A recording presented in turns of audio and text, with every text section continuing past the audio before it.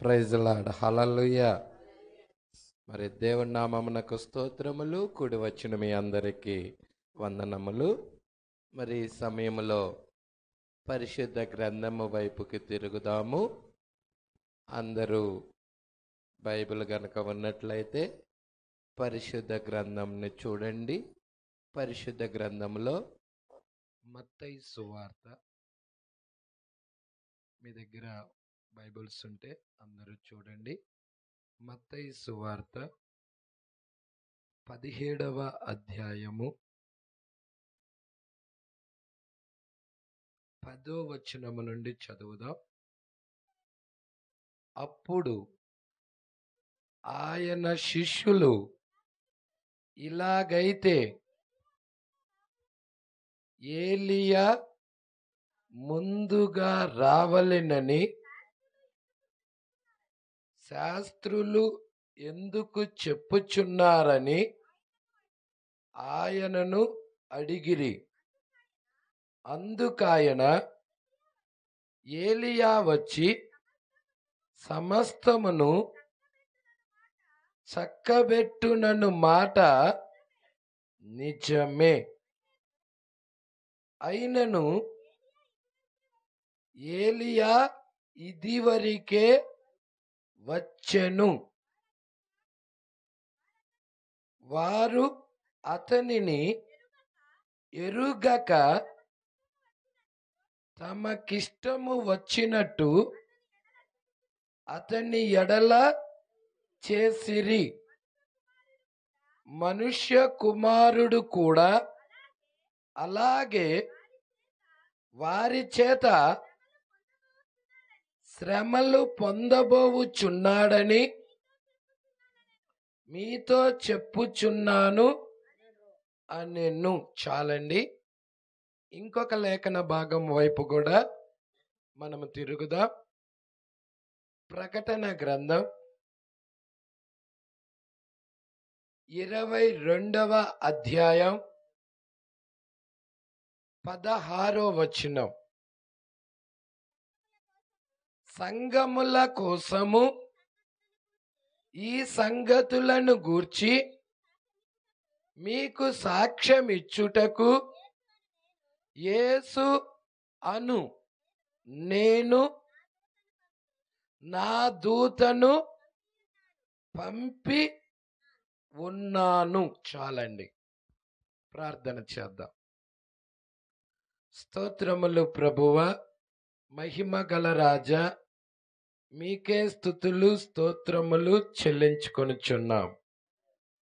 అయ్యా, ఈ రాత్రికాల సమయంలో నీ ప్రియ బిడ్డలు ఇప్పటిదాకా నిన్ను పాటల ద్వారా స్తుతించారు. చప్పట్లు కొట్టుచు, వాయిద్యాలు వాయించుచు, కంఠ స్వరముల ద్వారా నీకు మహిమను తీసుకొని వచ్చారు. ఇప్పుడు అతి ప్రాముఖ్యమైన భాగంలోనికి మేము వచ్చాం ప్రభువా. నీ మాటలు వినటానికి మేము ఇష్టపడుచున్నాం. మేమందరము ఇక్కడ నాయనా నీ స్వరము వినాలని, నీ వాక్యము వినాలని మేము వచ్చాం ప్రభువా. మీరు మాతో మాట్లాడండి. నీ మాటలు నిత్య జీవపు మాటలు. అవి మరణములో నుండి జీవములోనికి దాటింపజేస్తాయి, మమ్మల్ని బ్రతికిస్తాయి. మా కుటుంబాలలో నెమ్మది కలుగుతుంది, మా జీవితాలకి విశ్రాంతి దొరుకుతుంది. మేము ఎత్తబాటుకు వెళతాం. మేము నీతో సహవాసం చేయటానికి ఇష్టపడుచున్నాం. ఈ రాత్రికాల సమయంలో ప్రభువా, కొద్ది నిమిషాలు మీరు మాతో మాట్లాడండి. అంత్య దినానున్నాం, చివరి దినములో ఉన్నాం ప్రభువా. ఈ చివరి కాలానికి చివరి స్వరం మీరే పంపించండి. ఈ స్థలంలో వినిపింపజేయండి. ఆ చివరి స్వరం ఏమిటో వినిపింపజేయండి. నీ కృప కొరకు వేడుకొనుచున్నాం. ఇక్కడున్న ప్రతి వ్యక్తిని తాకండి. ఆత్మీయ వాతావరణం కలగజేయండి.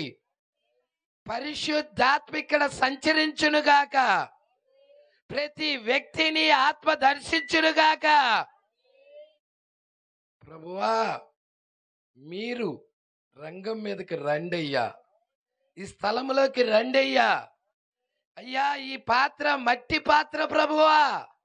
ఈ పాత్రలోనికి వచ్చి నీ ప్రియ బిడ్డలకి కావలసిన అమూల్యమైన వాక్యాన్ని ఇవ్వండి అయ్యా. అయ్యా, ఒక్క ఆత్మ నశింపవటం నాకు ఇష్టం లేదన్నావు. ఇక్కడ నీ బిడ్డలున్నారు. నీ బిడ్డలు ఎత్తబాటు కొరకు ఆశిస్తున్నారు. అయ్యా, ఎత్తబాటు కొరకు మేము వెళ్ళాలంటే నీ ఆత్మ కావాలి ప్రభువా. నీ పరిశుద్ధాత్మ కావాలి. ఈ స్థలములో కుమ్మరించమని అడుగుచున్నాం.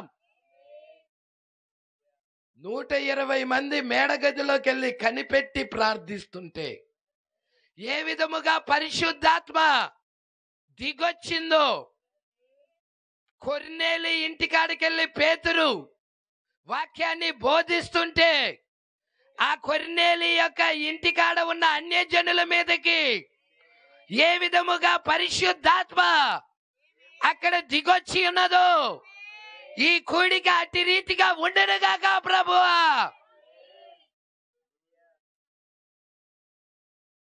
నీ మహిమ కొరకు వేడుకొంచున్నాం.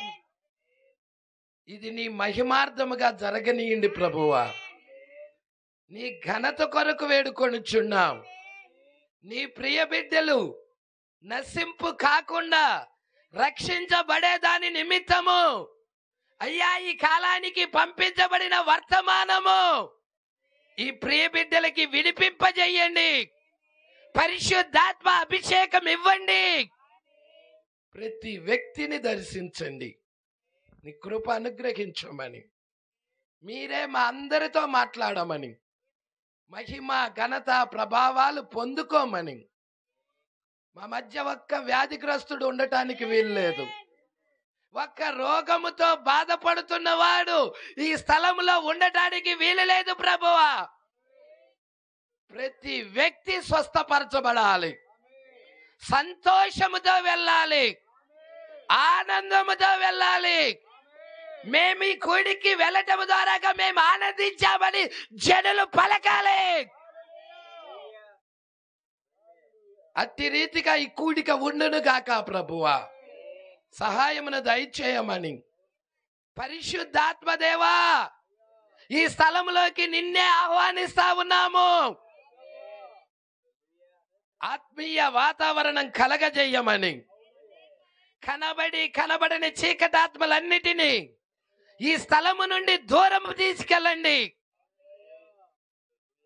ఈ స్థలము పరిశుద్ధపరిచి ఇక్కడ నీ ప్రియ బిడ్డలతో మీరు మాట్లాడమని, ముచ్చటించమని, గ్రహింపివ్వమని, వెలుగు వైపుకు నడవటానికి సహాయమును దయచేయమని, అభిషేకించమని, నీకే మహిమ ఘనత ప్రభావాలు తెచ్చుకోమని నజరేయుడైన యేసుక్రీస్తు నామములో ప్రార్థన చేసి అడిగి వేడుకొనుచున్నాము. ఆమేన్. హల్లెలూయా, హల్లెలూయా. కూర్చుందాం.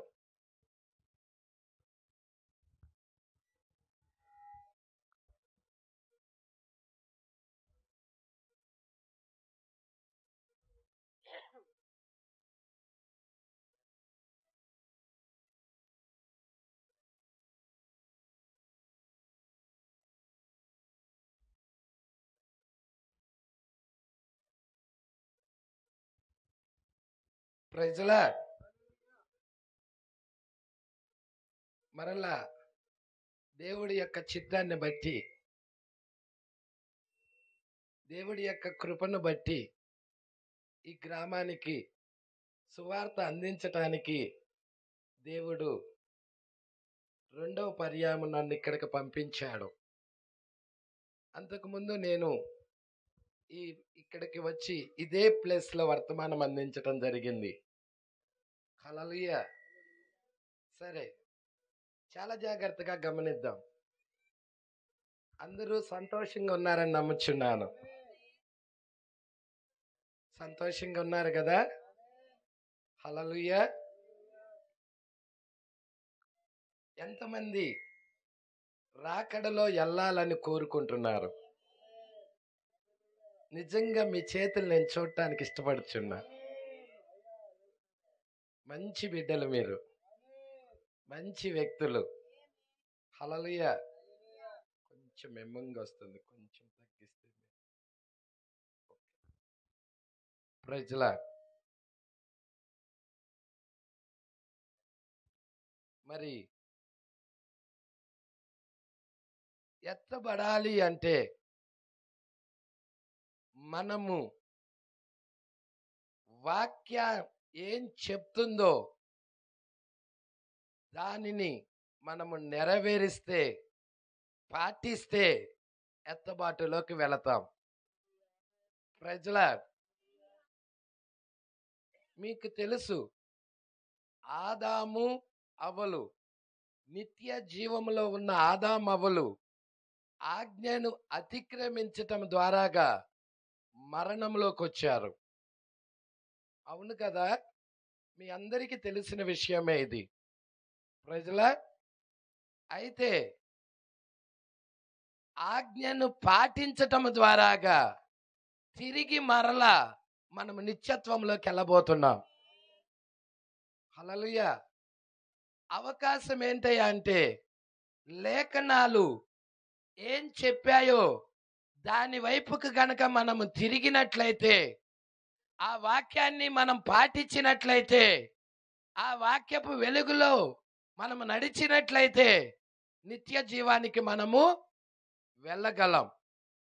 ప్రజల మనము 2 చోట్ల వాక్య భాగం చదివాం. ఒకటి మత్తయి సువార్తలో చదివాం, 2 ప్రకటన గ్రంథములో చదివాం. అవును కదా? హల్లెలూయా. అయితే ప్రకటన గ్రంథములో ఏమనుందో చూడండి. 16వ వచనం, 22వ అధ్యాయం, 22వ అధ్యాయం 16వ వచనం. సంఘముల కోసము అని 3 వేశాడు. దాని మీద 3 వేశాడు. సంఘముల కోసము అన్నకాడ 3 వేసి ఫుట్నోట్స్ లో మూల భాషలో సంఘముల మీద ఏమన్నాడండి? సంఘముల మీద. Praise Lord. ఈ మాటలు ఈ రాత్రికాల సమయంలో వినపడుతున్న ఈ మాటలు చాలా జాగ్రత్తగా మీరు గమనించాలి. Praise lord.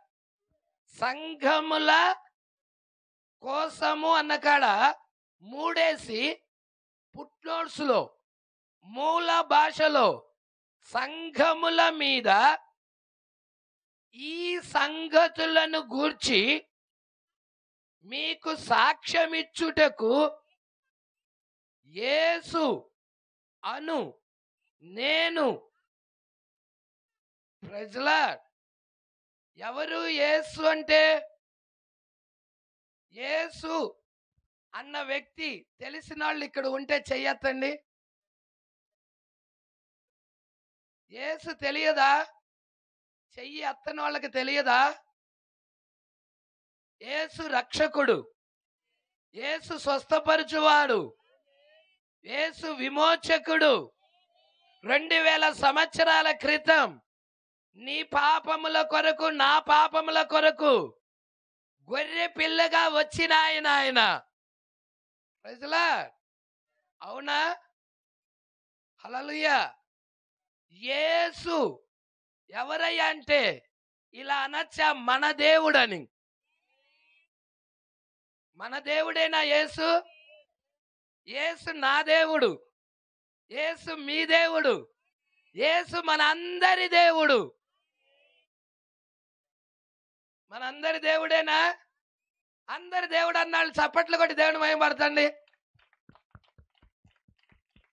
వినపడతల కొంతమంది కొట్టడం లేదంటే మా దేవుడు కాదని డిక్లేర్ చేస్తున్నావు. నువ్వు కొట్టాలి. ఎంత పెద్దగా కొడితే ప్రజలా అంతగా దేవుణ్ణి నువ్వు ప్రేమిస్తున్నావని, ఆ యేసయ్య నా దేవుడని నువ్వు గట్టిగా సాక్ష్యం ఇస్తున్నావు. ప్రజలా దేవుడికి మహిమ కలుగును గాక. హల్లెలూయా. చాలా జాగ్రత్తగా పట్టుకోండి. మన ప్రభువు, మన యేసు మన కొరకు, ఎవరి కొరకు?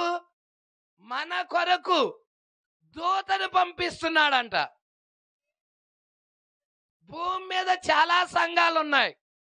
ఈ సంఘాల మీద సాక్ష్యం ఇవ్వటానికి యేసు అను నేను నా దూతను పంపియున్నాను.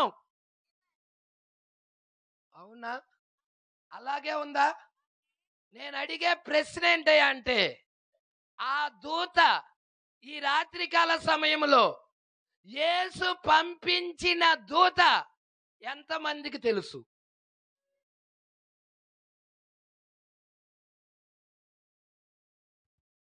యేసు పంపించిన దూత, మన ప్రభువు పంపిన దూత, మన దేవుడు పంపించిన దూత ఎంతమందికి తెలుసు? Praise the lord. హల్లెలూయా. ఎందుకొరకు పంపించాడు ఆయన? పోనీ ఎక్కడికి పంపాడో చెప్పండి. అరణ్యానికా? సముద్రానికా? అడవులకా? ఎడారులకా? ఎక్కడికి?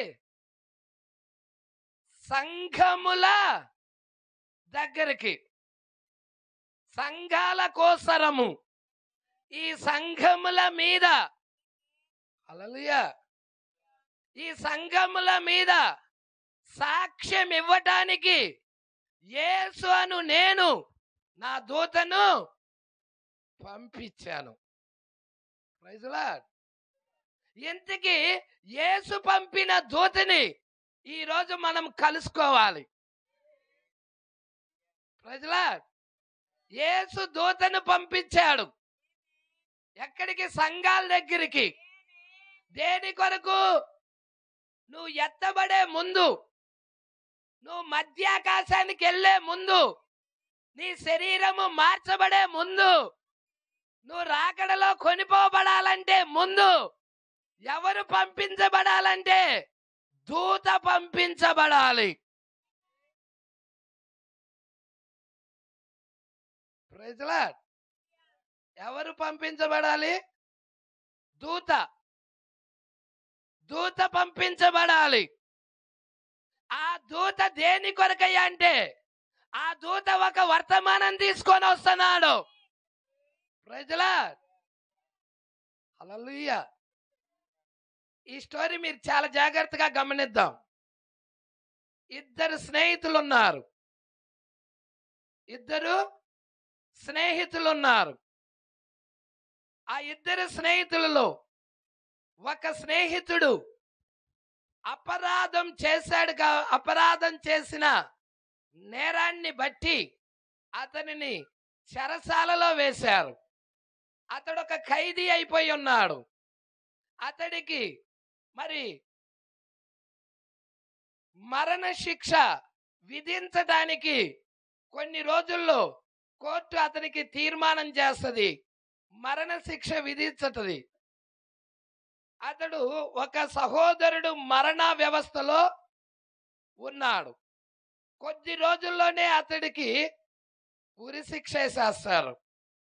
ఇంకొక సహోదరుడు, ప్రాణ స్నేహితుడు, ప్రాణ సహోదరుడు, అతడు ఇతనిని ఎలాగైనా కాపాడాలి, ఈ మరణంలో ఉన్న ఈ వ్యక్తిని, మరణం ఇతని మీద ఉన్నది, మరణము నుండి నా సహోదరుని నేను రక్షించుకోవాలి, అని బయట ఉన్న ఈ సేవకుడు, ఈ యొక్క సహోదరుడు ఏం చేశాడయ్యా అంటే, కోర్టు దగ్గరికి వెళ్తే లాభం లేదు, లాయర్ దగ్గరికి వెళ్ళినా లాభం లేదు, పోలీసుల దగ్గరికి వెళ్ళినా లాభం లేదు.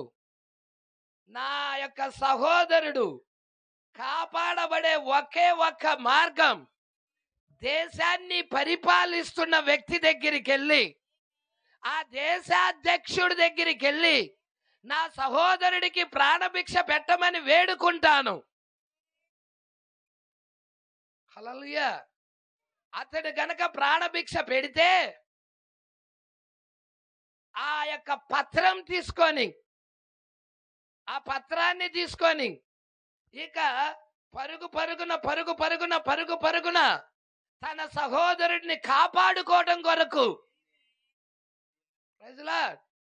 తన సహోదరుడిని కాపాడుకోవడం కొరకు అతని మీద మరణం ఉన్నది. అవునా? ఇక్కడున్న మన అందరి మీద కూడా ఏముందో చెప్పండి? మరణం లేదా? ఆ ఖైదీలో ఉన్న సహోదరుడే నువ్వు నేను. ఆ ఖైదీలో ఉన్న సహోదరుడే ఎవరు? నువ్వు నేను. మనందరి మీద మరణం ఉన్నది. దేనికంటే పాపము ద్వారాగా పుట్టాం కాబట్టి, మనలో పాపం అనేది ఉన్నది కాబట్టి మరణం అనేది మన మీద ఉన్నది. అది ఏ రోజైనా రావచ్చు, అది ఏ టైంలో అయినా రావచ్చు, ఏ సమయంలోనైనా రావచ్చు. అయితే దేశాన్ని పరిపాలిస్తున్న ఒక ఆయన ఉన్నాడు, దేశాధ్యక్షుడు. ప్రపంచాన్నే పరిపాలించే ఒక ఆయన ఉన్నాడు. ఎవరో తెలుసా? ఆయన ఈ ప్రపంచాన్ని సృష్టించిన ఆయన, ఈ ప్రపంచాన్ని ఏలే ఆయన. ఎవరో కాదు, మన అందరికీ తెలుసు ప్రపంచాన్ని సృష్టించిన ఆయన మన ప్రభువే అని. ఇప్పుడు మన ప్రభువు దగ్గరికి వెళ్ళి, మన ప్రభువు దగ్గర నుండి ఒక వ్యక్తి, ఒక యేసు అను నేను నా దూతను పంపించానన్నాడు. దూత అంటే రెక్కలు కలిగిన దేవదూత కాదు. దూత అనే పదానికి అర్థం రాయబారి. హల్లెలూయా. దేవుడి దగ్గర నుండి వర్తమానాన్ని మోసుకొని ఎక్కడికి వస్తున్నాడయ్యా అంటే, ఇంకొక సహోదరుడు ఉన్నాడు చూసావా? ఖైదీలో ఉన్నాడు చూసావా? ఆ ఖైదీలో ఉన్న సహోదరుని రక్షించడానికి, ఆ ఖైదీలో ఉన్న ఆయన మీద మరణము నుండి తప్పించడానికి ఆ విడుదల పత్రం తీసుకొని, ఆ దేవుడి దగ్గర నుండి ఆ సందేశాన్ని తీసుకొని, ఆ వర్తమానాన్ని తీసుకొని పరుగున వస్తా ఉన్నాడు. ఖైదీ దగ్గరికి వచ్చేసాడు, సహోదరుడి దగ్గరికి. తెల్లారితేనే ఉరి శిక్ష ముందు రోజే వచ్చేసాడు. హల్లెలూయా. ఈ వర్తమానము స్వీకరిస్తే జీవం, ఇదే వర్తమానము త్రోసేస్తే ఈ వాక్యమే రేపటి దినాల నీ మీద తీర్పుగా నిలబడుతుంది. జాగ్రత్త సుమా, వాక్యముతో ఆటలాడొద్దు. వేరే దేనితోైనా ఆటలాడు, వాక్యముతో మాత్రము ఆటలు మాత్రం ఆడొద్దు. చాలా డేంజర్. ఆ వాక్యాన్ని హత్తుకున్నావంటే, ఆ వాక్యం మీద ఆధారపడ్డావంటే అదే వాక్యం నీకు నిత్య జీవం ఇస్తుంది.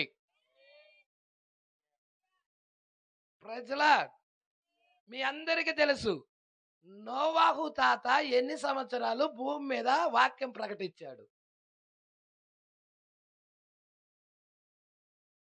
నోవాహు భూమి మీద ఎన్ని సంవత్సరాలు బోధించాడు?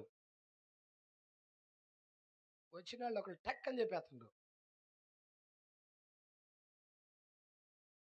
ఈ సువార్త గాస్పల్ బయటిది, ప్రైజ్ లార్డ్. అందరూ సత్యం తెలుసుకోవాలని, సత్యము వైపు నడవాలని 120 సంవత్సరాలు ప్రకటించాడు. ఎన్ని సంవత్సరాలు? విన్నవారు ఎంతమంది? పోనీ చెప్తారా? విన్నవారు ఎంతమంది? నోవాహు యొక్క వర్తమానము విని ఓడలోకి వచ్చిన వాళ్ళు ఎంతమంది? నోవాహుతో కలిపితే 8. ఈ విధంగా చెప్పచ్చా? బయట ఎవ్వరు రాలా, వచ్చింది కుటుంబ సభ్యులే. ఆ 8 మంది కూడా కుటుంబ సభ్యులే. నోవాహు భార్య, నోవాహు యొక్క 3 కుమారులు, 3 కోడళ్ళు, వీళ్ళే. ప్రపంచమంతా 120 సంవత్సరాలు బోధించాడు. విన్నారా? విన్నారు గాని అంగీకరించల. నోవాహు మాట వినలేదా? విన్నారు గాని అంగీకరించల. ఈ రాత్రి కూడా నువ్వు ఒకవేళ అలాగుంటే డేంజర్ ఆత్మది. డేంజర్ ఆత్మ నిన్ను నరకానికి తీసుకెళ్ళిద్ది అది. Praise Lord. విని వాక్యం అలాగా ఉన్నప్పుడు దానిని అంగీకరించకపోతే ఎక్కడికి వెళ్తామో తెలుసా? ఎక్కడికి వెళ్తామో తెలుసా? విని వాక్యం అలాగా ఉన్నప్పుడు ఆ వాక్యాన్ని మనం అంగీకరించకపోతే నరకానికి వెళతాం. Praise Lord. జల ప్రళయము వచ్చి వారందరిని కొట్టుకెళ్ళింది, ఒక్కడ కూడా మిగల్లా. అందుకే యేసుక్రీస్తు ఈ దినాలు దేంతో పోల్చాడు? నోవాహు దినాలు ఎలాగుంటాయో మనుష్య కుమారుడు.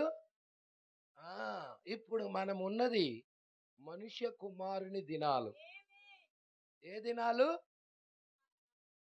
మనుష్య కుమారుడు. ఎవరో చెప్పు. మనుష్య కుమారుడు అంటే ఎవరు? నువ్వా? నేనా? పాస్టరా? సువార్థికుడా? సింగరా? ఎవరు? యేసుక్రీస్తు. హల్లెలూయా. యేసుక్రీస్తు 3 కుమారుని నామాల్లో వచ్చాడు. 1 మనుష్య కుమారుడుగా 2000 సంవత్సరాల క్రితం మనుష్య కుమారుడిగా వచ్చాడు. ఆయన సిలువ వేయబడిన తర్వాత ఆయన మనుష్య కుమారుడిగా లేడు. ఆయన ముసుగును మార్చేశాడు. ఆయన సిలువ వేయబడ్డాడు. 3వ దినాన తిరిగి లేచాడు. 40 రోజులు భూమి మీదే సంచరించాడు. ఆయన ఆరోహణమై తండ్రి కుడిపార్శ్వం దగ్గరికి వెళ్ళాడు. ఆయన పాత్ర ఏంటి? నెక్స్ట్ ఆయన పాత్ర ఏంటి? ఎంతమందికి తెలుసు? Praise Lord. మనుష్య కుమారుడు పరిచర్య ముగించినాక యేసుక్రీస్తు ఏ పాత్రలో ఉన్నాడు? దేవుని కుమారుడు. మొదటిదేంటి? రెండవది దేవుని కుమారుడు. ఆయన వెళ్ళి మరలా ఈ భూమి మీదకి వచ్చేదాకా కూడా ఆయన పాత్ర దేవుని కుమారుడు పాత్రే. Praise Lord. ఈ భూమి మీదకి యేసుక్రీస్తు వచ్చేదాకా ఆయన పాత్ర ఏంటి? దేవుని కుమారుని పాత్రే. ఆయన భూమి మీదకి వచ్చేటప్పుడు దేవుని యొక్క కుమారుని పాత్ర ముగించుకొని మరలా ఆయన ఎలా వస్తున్నాడంటే మనుష్య కుమారుడుగా వస్తున్నాడు. Praise lord. పట్టుకుంటున్నారా? 2000 సంవత్సరాల క్రితం ఆయన మనుష్య కుమారుడు. 2000 సంవత్సరాల క్రితము మనుష్య కుమారుడిగా వచ్చి ఆయన సిలువ వేయబడ్డాడు. ఆయన ఆరోహణమై వెళ్ళాడు. తర్వాత ఆయన పాత్ర ఏంటి? దేవుని కుమారుడు పాత్ర. ఈ దేవుని కుమారుడు పాత్రలో భూమి మీద దేవుడు 7 సంఘాల ద్వారాగా వ్యవహరిస్తున్నాడు.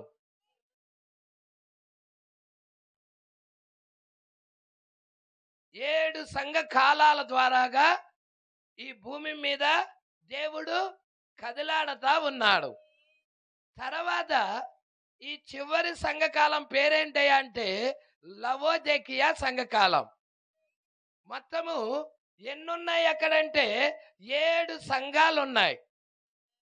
7 సంఘాలలో యేసయ్య పాత్ర ఏంటయ్యా అంటే దేవుని కుమారుడు పాత్ర. మొదటిదేమో మనుష్య కుమారుడు. తర్వాత పాత్ర గురించి లేఖనము చూపిస్తావా అంటే ఉన్నది చూపిస్తాను. నేను వెళ్ళిన తర్వాత మీ కొరకు వేరొక ఆదరణకర్తను పంపిస్తానని ఆయన మొదటి రాకడలోనే చెప్పాడు. ఆ వేరొక ఆదరణకర్తగా ఎవరు వస్తున్నారయ్యా అంటే ఇంకొక వ్యక్తి కాదు, కానీ ఆయనే ముసుగును మార్చుకొని రూపాన్ని మార్చుకొని దేవుని కుమారుడు పాత్రలో వస్తున్నాడు. ఈ దేవుని కుమారుడు పాత్రలో 7 సంఘ కాలాలు ఉన్నాయి. ప్రకటన గ్రంథం 1వ అధ్యాయం 10వ వచనం. ప్రభువు దినమందు ఆత్మవశుడనయ్యుండగా భూరధ్వని వంటి గొప్ప స్వరం నీవు చూచుచున్నది పుస్తకములో వ్రాసి ఎఫెసు, స్మర్ణ, పెర్గమ, తుయతైర, సార్దీసు, ఫిలదెల్ఫియా, లవోదికీయ అను 7 సంఘములకు పంపుమని చెప్పుట. చూసారా అండి? ఈ 7 సంఘాలలో దేవుడి యొక్క పాత్ర ఏంటంటే దేవుని కుమారుడుగా ఆయన 7 దీప స్తంభాల మధ్య 7 సంఘ కాలాలలో ఆయన సంచరిస్తా ఉన్నాడు. ఏం పాత్ర అది? దేవుని కుమారుని పాత్ర. ఇప్పుడు దేవుని కుమారుడు పాత్ర అయిపోయిన తర్వాత అందరూ ఏం చూస్తున్నారంటే యేసయ్య భూమి మీదకి వస్తాడు. ప్రజలా, ఈ భూమి మీద ఉన్న మానవ ప్రభుత్వ యుగాలన్నీ తీసివేయబడతాయి. అవినీతి అంతా పోతుంది. యేసయ్యే ఈ భూమి మీద రాజుగా ఉండి పరిపాలన చేయబోతున్నాడు. నీతి న్యాయాల పరిపాలన ఈ భూమి మీద జరగబోతుంది. ఈ అవినీతి ప్రభుత్వం తుడిచివేయబోతుంది. కాబట్టి నీతి న్యాయాల పరిపాలనలోనికి వెళ్ళాలి అని సంఘాలన్నీ ఎదురు చూస్తా ఉన్నాయి.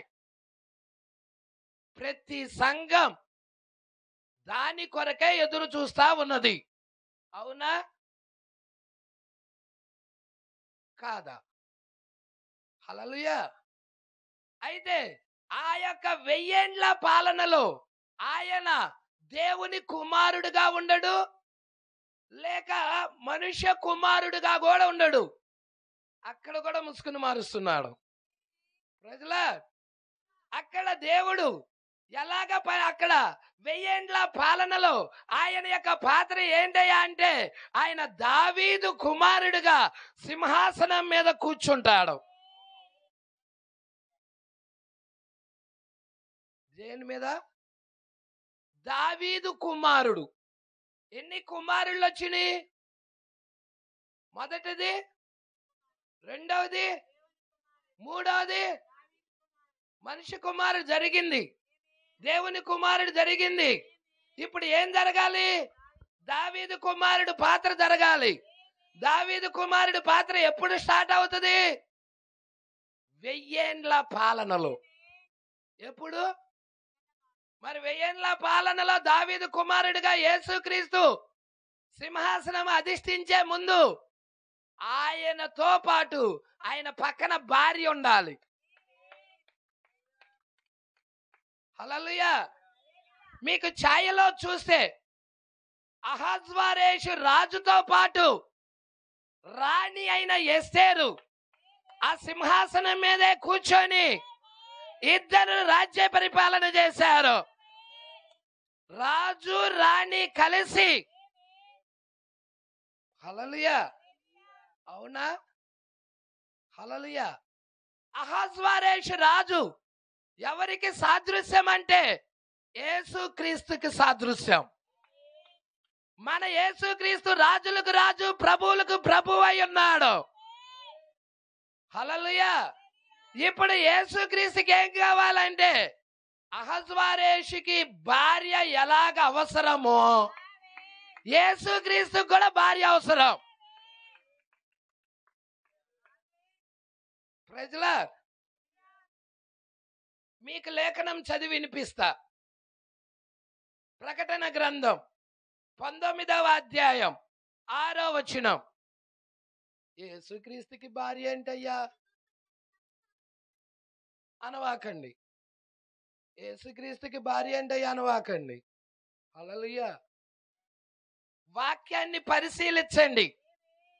వాక్యాన్ని ఏమి బైబిల్లో రాయబడిందో చూడండి.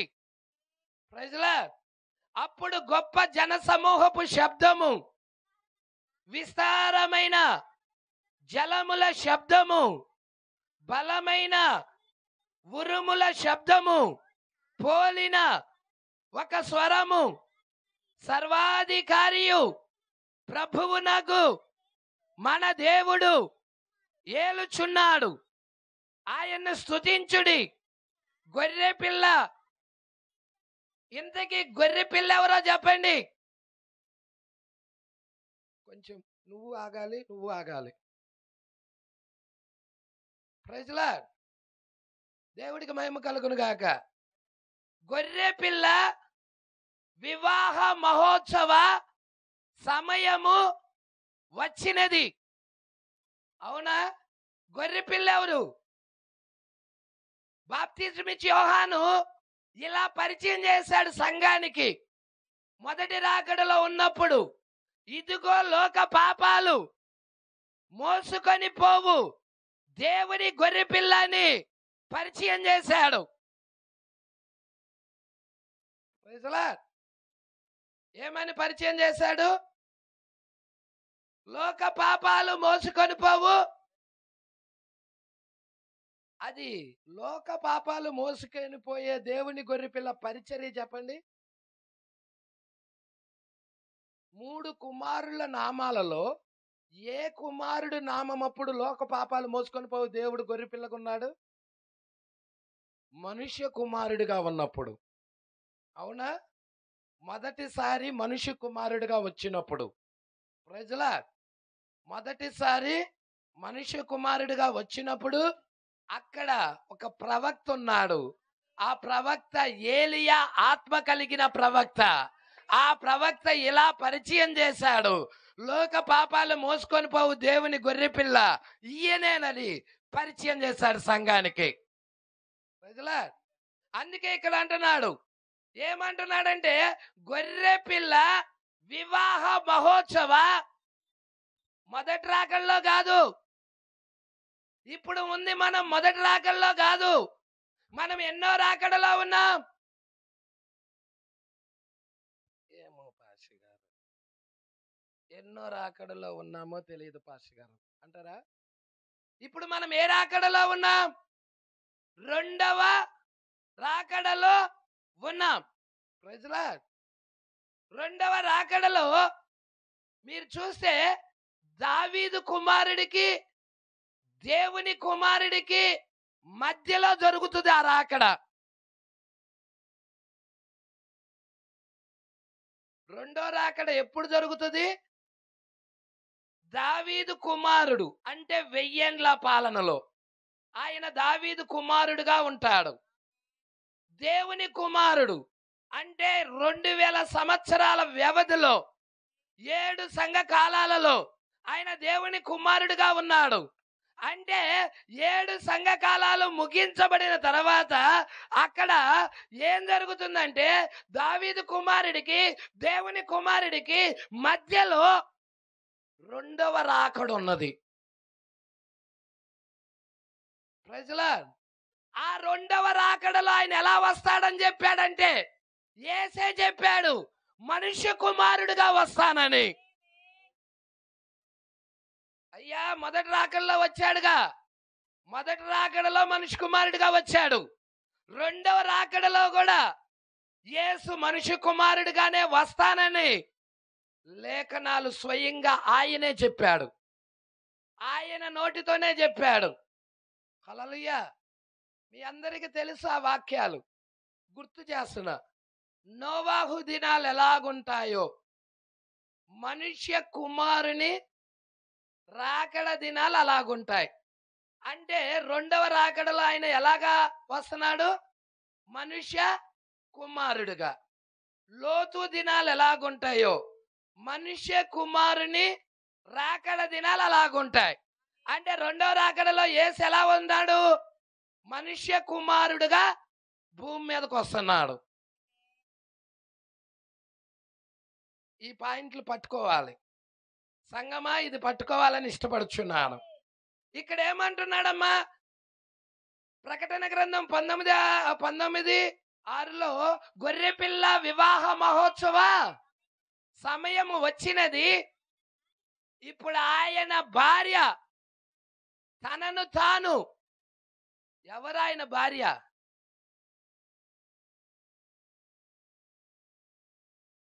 ఆయన అంటే ఎవరు? గొర్రెపిల్లే. ఇంకా ఇలా చెప్పచ్చు, ఆయన అంటే యేసుక్రీస్తు. ఆయన భార్య, ఆయన భార్య అంటే ఎవరు? సంఘమై ఉన్నది, వధువై ఉన్నది.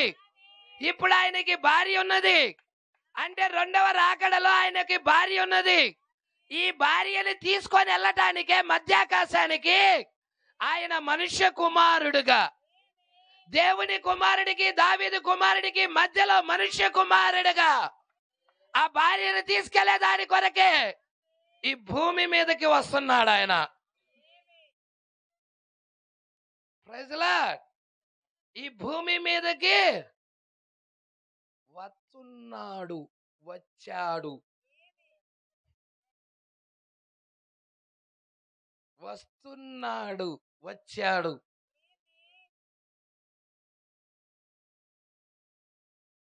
చాలా మందికి హల్లెలూయా ఆత్మ చెప్పుచున్న మాట చెవి గలవాడు వినుగాక. హల్లెలూయా. ఇక్కడ కొంతమంది ఉన్నారని నమ్ముచున్నాను, వినేవారు ఉన్నారని నమ్ముచున్నాను. పరిశుద్ధాత్మ వారికి గ్రహింపిస్తుంది, లేఖనం చూచేలాగా ఆత్మ వారికి స్పష్టత చేస్తుంది. Praise Lord. ఇక్కడ మనం చూస్తున్నాం, మరి గొర్రె పిల్లకి భార్య ఉన్నదా? ఉన్నదా? ఉన్నది. Praise lord. భయపడవాకండి, ఎవరు కొట్టరు, కొట్టే వాళ్ళు ఎవరు లేరు.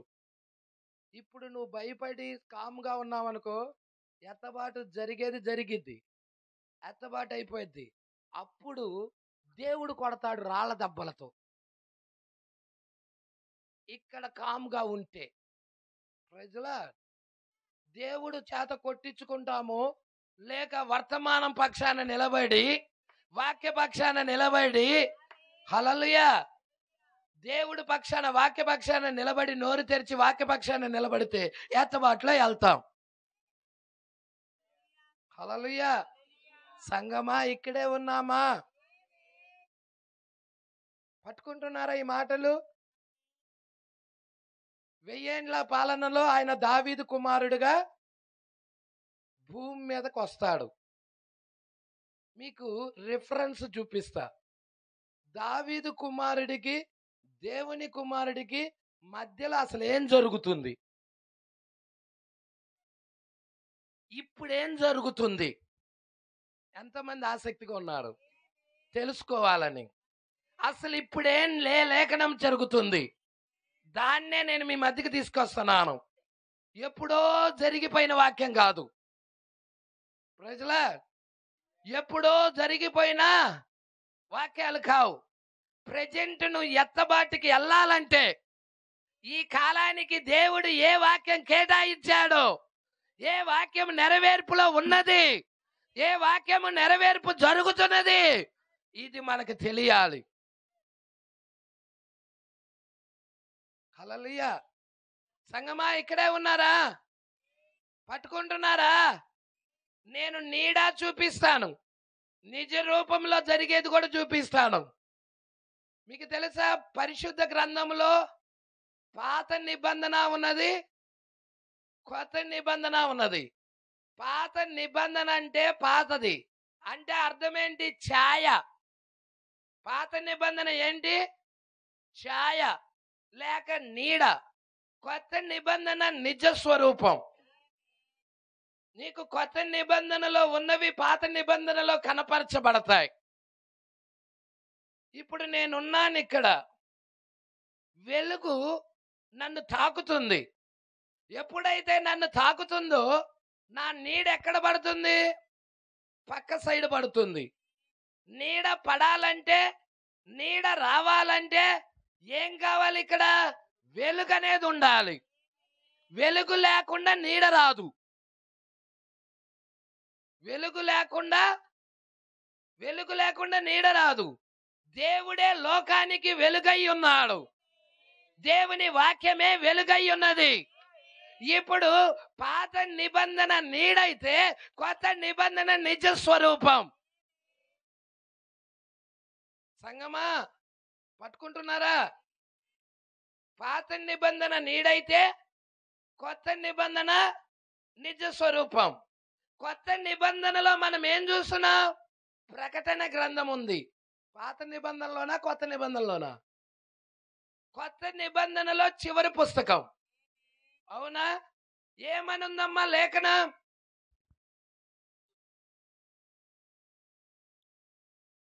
కొత్త నిబంధనలో చివరి పుస్తకం ప్రకటన గ్రంథం 22వ అధ్యాయము 16వ వచనం.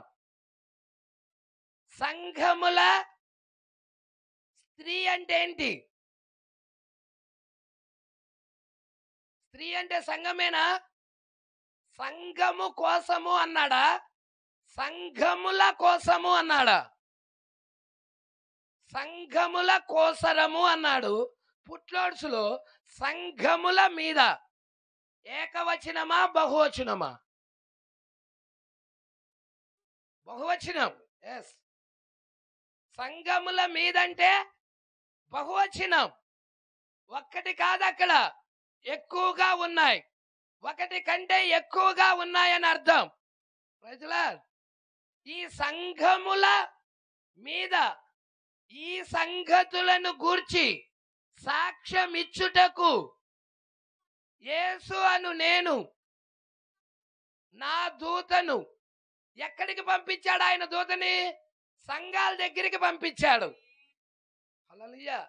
ఇది నీకు నీడలో కూడా కనపడాలి, అంటే పాత నిబంధనలో కూడా కనపడాలి.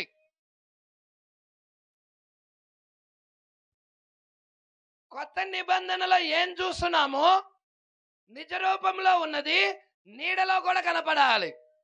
మనము ఎస్తేరు గ్రంథం వైపుకి తిరుగుదాం.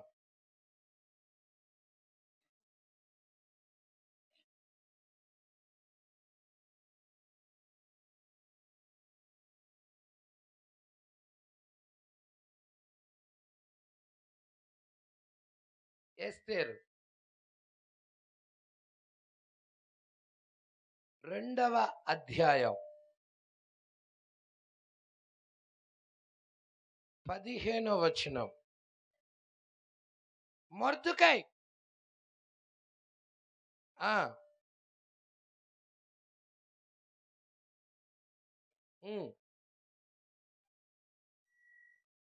అబీహాయలు కుమార్తెయగు ఎస్తేరు రాజు నద్దకు వెళ్ళుటకు. ఎస్తేర్ అంటే స్త్రీ, సంఘం.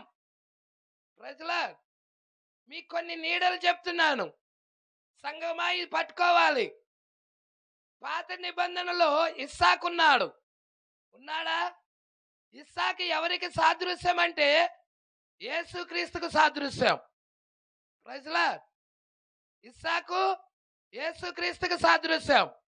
రిబ్కా ఉన్నది. రిబ్కా ఎవరు? స్త్రీ, సంగమై ఉన్నది.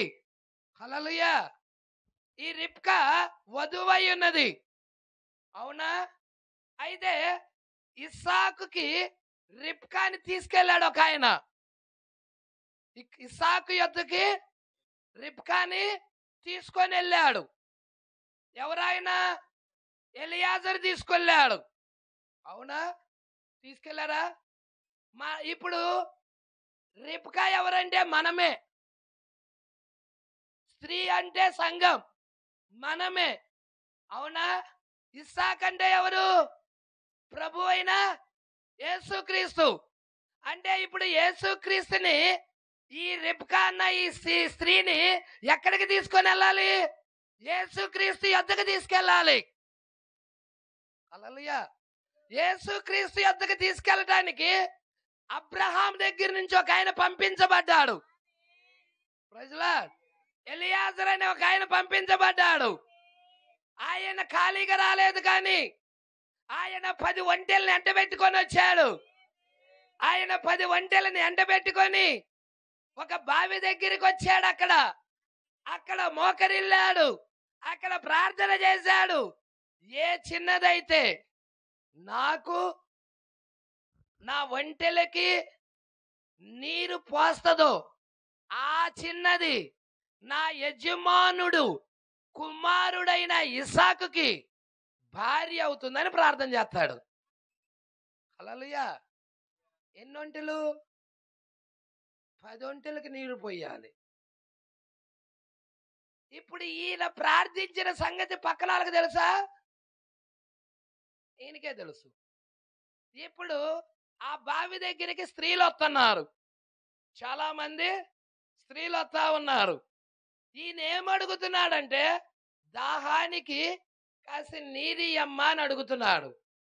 ఈయన ఇలా చెప్పలా, నాకు ఇవ్వు, నా ఒంటెలకు కూడా ఈమెని స్త్రీతో చెప్పటల్లా. స్త్రీయే ప్రత్యక్షత ద్వారా పట్టుకోవాలి. Praise Lord. సంఘమే పట్టుకోవాలి. మొదటి రాకడలో వచ్చినప్పుడు సమరయ స్త్రీ యేసును పట్టుకున్నది. నీవు మెస్సియావని గుర్తిస్తున్నాను. Praise lord. అక్కడ పరిసయ్యుడు ఉన్నాడు, అక్కడ శాస్త్రున్నాడు. వాళ్ళందరూ యేసుని బయల్జేబు అంటున్నారు. కానీ సమరయ స్త్రీ మాత్రం యేసుని అయ్యా నువ్వెవరువా కాదు, నువ్వు మెస్సియావని అంటుంది. హల్లెలూయా. దేవుడికి మహిమ కలుగును గాక. ఈ రోజు ఎంతో మంది శాస్త్రులు ఉండొచ్చు భూమి మీద. ఆ పరిచర్య చేసే శాస్త్రులు ఉండొచ్చు, ఆ సద్దుకయ్యలు ఉండొచ్చు, ఆ పరిసయ్యులు ఉండొచ్చు. కానీ ఇక్కడ ఒక స్త్రీ ఉన్నది. ఆ స్త్రీ మాత్రం ఈ కాలంలో వచ్చిన యేసును మెస్సియాగా అంగీకరిస్తుంది. Praise lord. శాస్త్రుల ఆత్మ అంగీకరించదు. పాపములో ఉన్న, వ్యభిచారంలో ఉన్న సమరయ స్త్రీ మాత్రం నువ్వెవరవో కాదు, మెస్సియావని నేను గుర్తిస్తున్నానయ్యా. హల్లెలూయా. నన్నే కాదు, నాకు 5గురు పెనిమిటిలు ఉన్నారన్న సంగతి చెప్పావు నువ్వు. ఇప్పుడున్నాడు నీ పెనిమిటి కాదని చెప్పావు. నువ్వెవరవో కాదు, మెస్సియావే. హల్లెలూయా. ఎరిగిందా? దేవుడికి మహిమ కలుగును గాక. చాలా జాగ్రత్తగా పట్టుకోండి. అందరూ నీకైతే పోతాం కానీ నీ ఒంటెలకు పోయాలంటే కష్టం. ఒకటా రెండా ఒంటి తాగేది? అదేమన్నా బావనేదలకి పై కానున్నాయా నీళ్ళు? కిందకి దిగాలి, మెట్లు ఉంటాయి కిందకి. దిగుడు బావులు అంటారు వాటిని. కిందకి మెట్లు కదా దిగుడుకుంటా వెళ్ళి కిందకి వెళ్ళిపోయి ఆ మెట్లన్నీ ఎక్కుకుంటా పైకి వచ్చి పొయ్యాలి. ఎంత ఓర్పు కావాలి, ఎంత సహనం కావాలి. రాయబడిన వాక్యం ఉంది అక్కడ, దాచబడిన వాక్యం ఉంది అక్కడ. రాయబడిన వాక్యం ఏమో ఈయన చెప్తున్నాడు, అమ్మ దాహానికి నీరివు, అది అందరికి కనపడుతుంది. లోన ఇంకొక వాక్యం ఉంది, అది దేవునికి మొరపెట్టుకున్నాడు. ఏ చిన్నది చెప్పిద్దో నీకు పోస్తాను, నీ ఒంటెలకు కూడా పోస్తానని ఏ చిన్నది చెప్పిద్దో అది చెప్పాలంటే సామాన్యమైన విషయం కాదు. రెవల్యూషన్ ఉండాలి, ప్రత్యక్షత ఉండాలి. ఆ ప్రత్యక్షత కలిగిన గుంపు ఇక్కడ ఉన్నట్టయితే, ఆ స్త్రీ ఇక్కడ ఉన్నట్టయితే, ఈ రాత్రికాల సమయంలో ఈ వాక్యాన్ని అట్టే పట్టుకుంటది.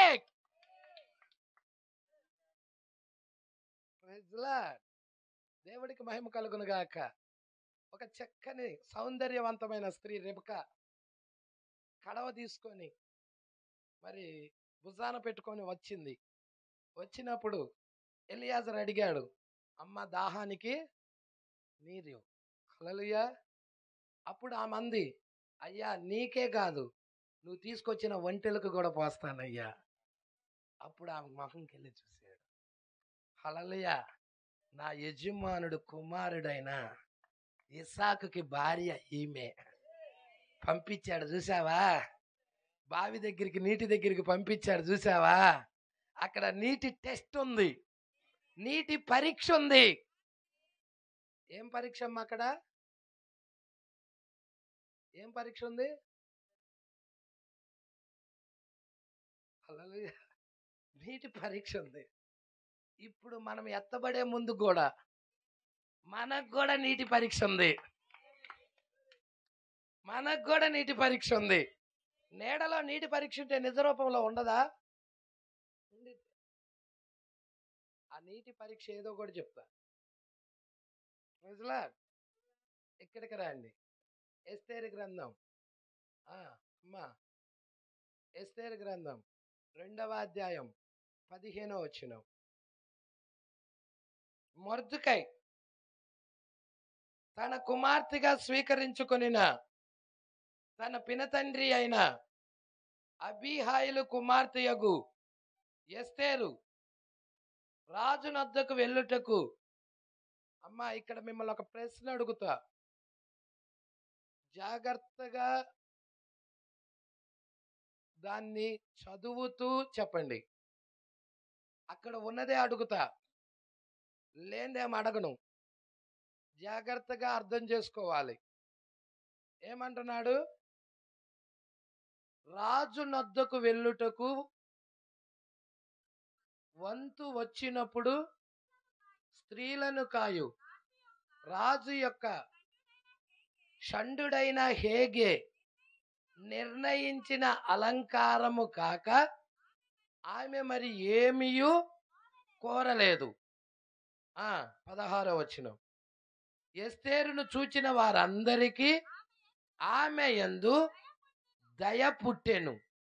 ఈ ప్రకారం ఎస్తేరు రాజైన అహస్వారేషు ఏలుబడి యందు 7వ సంవత్సరమున టెబేతు అను 10వ నెలలో రాజు నగరములోనికి అతని యొద్దకు పోగా స్త్రీలందరికంటే రాజు ఎస్తేరును ప్రేమించెను. కన్యకలందరికంటే ఆమె అతని వలన దయా దాక్షిణ్యాలు పొందెను. అతడు రాజ్య కిరీటమును ఆమె తల మీద ఉంచి ఆమెను వస్తీకి బదులుగా, ఎవరిని వస్తీకి బదులుగా రాణిగా నియమించింది? ఎస్తేరుని. ఇప్పుడు ఎస్తేరు రానేనా? ఇప్పుడు నా ప్రశ్న ఏంటంటే, స్త్రీలందరికంటే అంటే ఎస్తేరు టైంలో ఇంకా స్త్రీలు ఉన్నారా? లేరా? ఉన్నారు కదా. స్త్రీలందరికంటే ఎస్తేరును ప్రేమించాడు. ఎవరు ప్రేమించింది? రాజు. మన రాజు ఎవరు? యేసయ్య. అవునా? భూమి మీద ఎన్నో స్త్రీలు ఉన్నారు, ఎన్నో సంఘాలు ఉన్నాయి. అయితే స్త్రీ అంటే సంఘమే కదా, ఎన్నో సంఘాలు ఉన్నాయి. అయితే అందరికంటే ఒక ఎస్తేర్ ఉంది, ఒక స్పెషల్ గాల్ ఉంది, ఒక ప్రత్యేకమైన స్త్రీ ఉన్నది. ఈమె యొక్క ప్రత్యేకత ఏంటి? మిగతా స్త్రీలలో లేనిదేంటి, ఈ స్త్రీలో ఉందేంటి? అదే నా ప్రశ్న. ఇందాక అడుగుతానన్నాను కదా.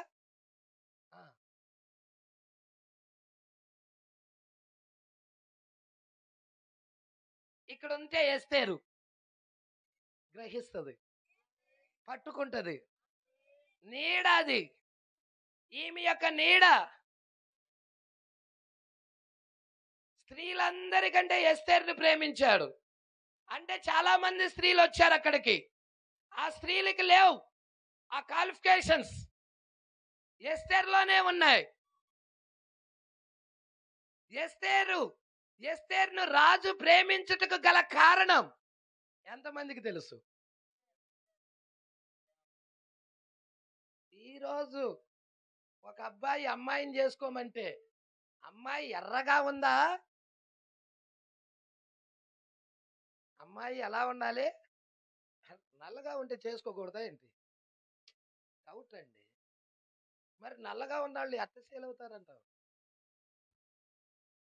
పరమగీతాల్లో అంటుంది, నేను నల్లని దాననని నువ్వు చిన్న చూపు చూస్తావేమో, అలా చూడకంటుంది.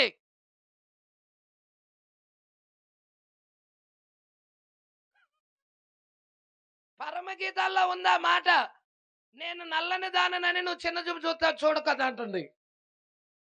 ఆయన వధువు నల్లగా ఉందంట అక్కడ. ఎలా అయింది? శ్రమ పడింది, కష్టపడింది, ఆ ఎండ దెబ్బకి నల్లగా తయారైంది. ఇక్కడ కూడా 7 సంఘకాలాల్లో శ్రమ పడుతుంది, కష్టపడుతుంది. పరమగీతాలే యేసుక్రీస్తు యొక్క భార్య స్టోరీ. పరమగీతాలు స్టోరీ ఎవరిదో కాదు, యేసుక్రీస్తు గొర్రెపిల్ల భార్య. గొర్రెపిల్ల భార్య నువ్వే అయితే నీ స్టోరీ అది. నీ ప్రియుడు నువ్వు, ప్రియురాలైన నువ్వు, నీ స్టోరీయే అది. అందుకే బైబిల్ ఒక ప్రేమ లేఖ. ఆది కాండము నుండి ఉంది ఆ లేఖ. రెబ్కా ఇస్సాకు స్టోరీ. రెబ్కా ఎవరు? నువ్వు. ఇస్సాకు ఎవరు? యేసుక్రీస్తు. ఇక్కడ మనం చదివాం ఎస్తేరు అహజ్వారాషు రాజు స్టోరీ. అహజ్వారేషు రాజు ఎవరు? యేసుక్రీస్తు. ఎస్తేరు ఎవరు? సంఘం, వధువు. ప్రజల సంగమా పట్టుకుంటున్నావా? అబ్రహాము శారా. శారా ఎవరు? స్త్రీ అంటే సంఘమే కదండి. ప్రజల యాకోబు రేచల్, రాహేలు. రాహేలే మనం, యాకోబే యేసుక్రీస్తు. యేసేపు అసేనతు. యేసేపు అంటే ఎవరంటే యేసుక్రీస్తుకి సాదృశ్యం. అసేనతు ఎవరంటే సంఘం. మోషే సిప్పోరా. మోషే ఎవరంటే ప్రవక్త అయ్యున్నాడు, నిర్గమం ప్రవక్త. ఆయన ఎవరికి సాదృశ్యం అంటే యేసుక్రీస్తుకి. సిప్పోరా ఎవరికి సాదృశ్యం అంటే బైబిల్ అంతా అదే స్టోరీ. రూతు బోయాజు. రూతు ఇక్కడ ఉందా? బోయాజు ఆయన. మరి ఇక్కడ ఎస్తేర్ దగ్గరికి వద్దాం. ఎస్తేర్ దగ్గరికి వచ్చేసేదానికి మిగతా స్త్రీల్లో లేనిదేంటి, ఎస్తేర్లో ఉన్నదేంటి? ఎవరైనా తెలిస్తే చెయ్యొత్తండి. ఒకటి ఎత్తండి, పర్వాలేదు, తెలిసిన వాళ్ళు ఎత్తండి. 1 2 3 4 5 6 5 6. మిగతా బయట వాళ్ళు ఎవరికి తెలియదు. వీళ్ళందరూ కూడా విన్నారు చర్చిలో, అందుకే వీళ్ళు చేతులు ఎత్తారు. హల్లెలూయా, దేవుడికి మహిమ కలుగును గాక. మంచి గురువు ఉన్నారనుకోండి, ఫస్ట్ క్లాసులో పిల్లలు ఫస్ట్ క్లాసులో పాస్ అవ్వాలంటే ఎవరి మీద ఆధారపడిద్ది? గురువు మీదే. మన పిల్లాడు బడికి వెళ్తున్నాడులే, మనం కష్టపడి ఉదయవనంగా పని చేసి ఎండలో మండు టెండలో చాకిరి చేసి సాయంకాలం ఇంటికి వస్తే వాడు బడికెళ్ళి చుట్టబీడీలు, బీడీ ముక్కలు, సిగరెట్ ముక్కలు తాగుతా, గంజాయి తాగుతా, అర్థమవుతుందా? అమ్మాయిలు అమ్మటే తిరుగుతా చెడిపోయాడనుకో, మనమేమో మంచి ప్రయోజకుడు అవుతాడని బడికి పంపించాం. వాడు బడికెళ్ళి చేసేదేంటి? అదే ఒక మంచి గురువు ఉంటే, ఒక మంచి బోధకుడు ఉంటే, వాడు ఎప్పుడైతే తప్పుదారి పడుతున్నాడో బెత్తం తీసుకుంటాడు. అవునా? బెత్తం తీసుకుంటాడా? దండిస్తాడు. అందుకే తండ్రి కూడా, అరే నువ్వు చుట్ట పీకే ఎత్తినప్పుడే తండ్రి చూసి అక్కడే 2 పీకాలు వాడిని. కానీ పీక్కుండా, అమ్మో నా కుమారుడు ఎక్కడ కందిపోతాడో అని గారాభంగా పెంచుకుంటా వస్తే రేపొద్దున తండ్రి నాకు ఆస్తి వల్ల నువ్వు నాకంతా ఏం చేసేవాడు? తాగి తాగి తాగి కత్తి పట్టుకుని పీక మీద కూర్చుంటాడు. నీ కడుపును పుట్టిన నీ కొడుకే కత్తి పట్టుకొని పీక మీద కూర్చుంటాడు. ఎందుకు కారణం? వాడు సరైన మార్గంలో పెంచబడలేదు. అందుకే బిడ్డలు శిక్షించాలి. బిడ్డలని తప్పు చేసినప్పుడు శిక్షించని తండ్రే కాదు, వాడు దుర్బీజుడవుతాడు, హంతకుడవుతాడు, వ్యభిచారి అవుతాడు, మోసగాడవుతాడు, మద్యం సేవించేవాడవుతాడు. అలా అవటానికి అవకాశము ఇవ్వకుండా చిన్నప్పుడే వాడిని క్రమశిక్షణలో పెట్టాలి. ప్రజలా, అందుకే ఇక్కడ ఎస్తేరుకి ఉన్న క్వాలిఫికేషన్స్ ఏంటో మనము చదివిన ప్రకటన గ్రంథంలో ఉన్న లింకుకుంది. క్లూ కూడా ఇచ్చా.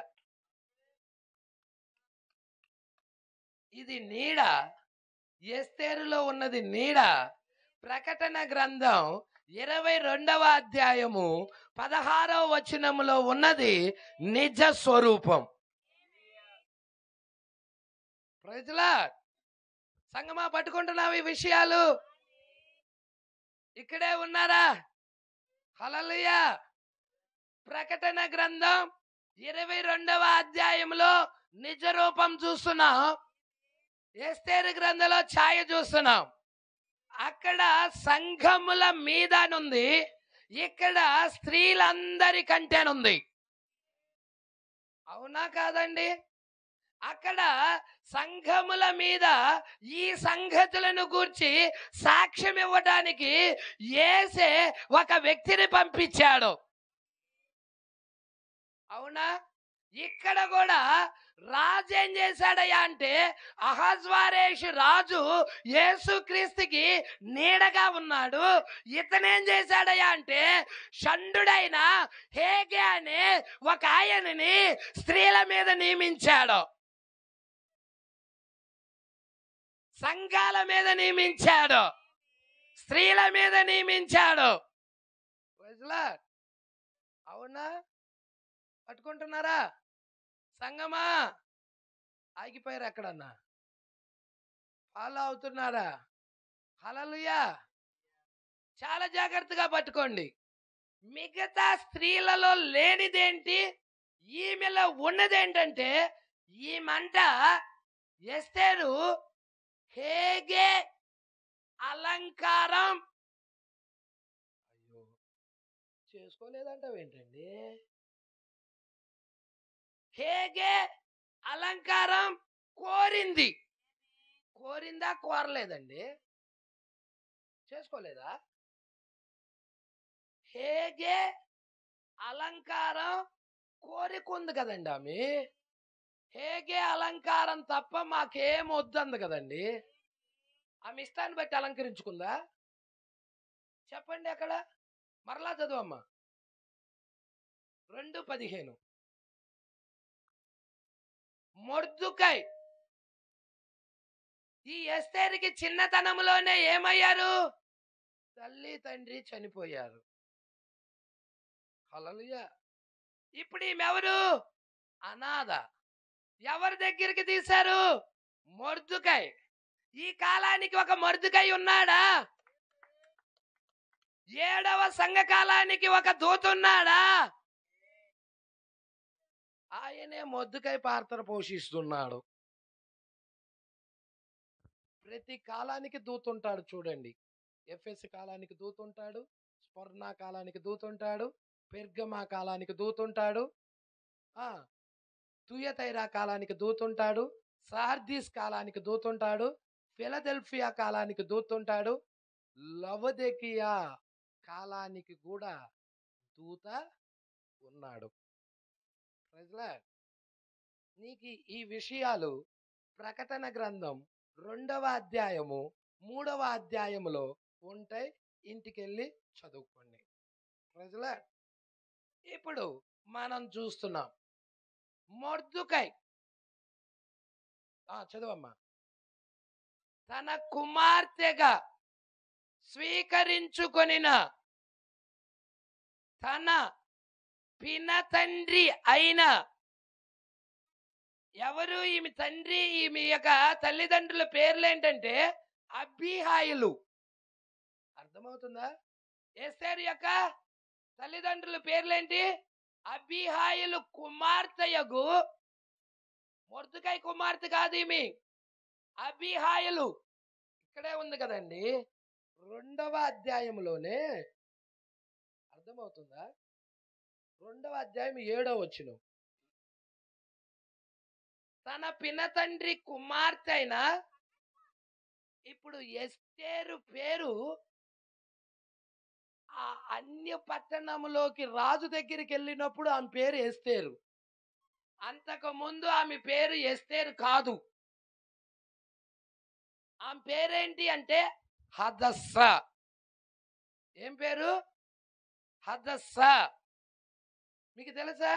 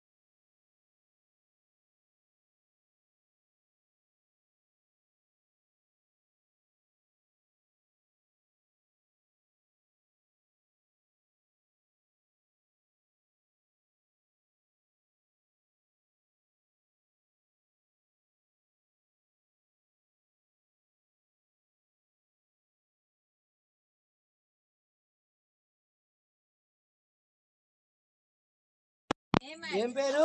హదస్సా. పట్టుకుంటున్నారా? అలాగే మనం చూస్తున్నాం.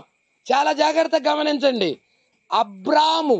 అబ్రహాముగా మార్చబడింది. హదస్సా పేరు ఎస్తేరుగా మార్చబడింది. అబ్రాము పేరు అబ్రహాముగా మార్చబడింది.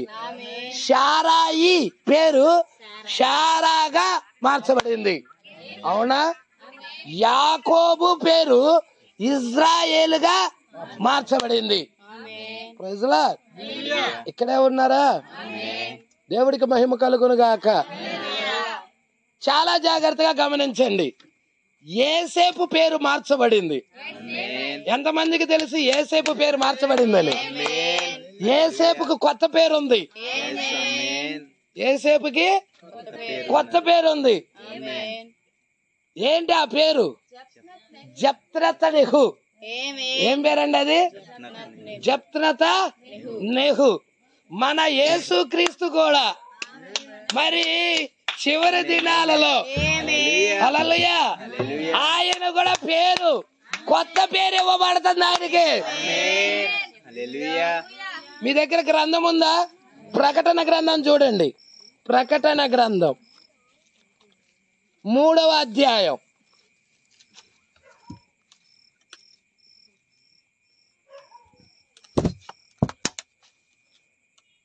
12వ వచనం. జయించువానిని నా దేవుని ఆలయములో ఒక స్తంభముగా చేసేదను. అందులో నుండి వాడి ఇక మీదట ఎన్నటికి వెలుపలికి పోడు. మరియు నా దేవుని పేరును పరలోకములో నా దేవుని యొద్ద నుండి దిగి వచ్చుచున్న నూతనమైన యెరూషలేమును నా దేవుని పట్టణపు పేరును. ఇంతకీ ఆయనకి కొత్త పేరు ఉందా? ఇప్పుడే కదా సహోదరి చదివింది. నా యెరూషలేం కాదండి. హల్లెలూయా.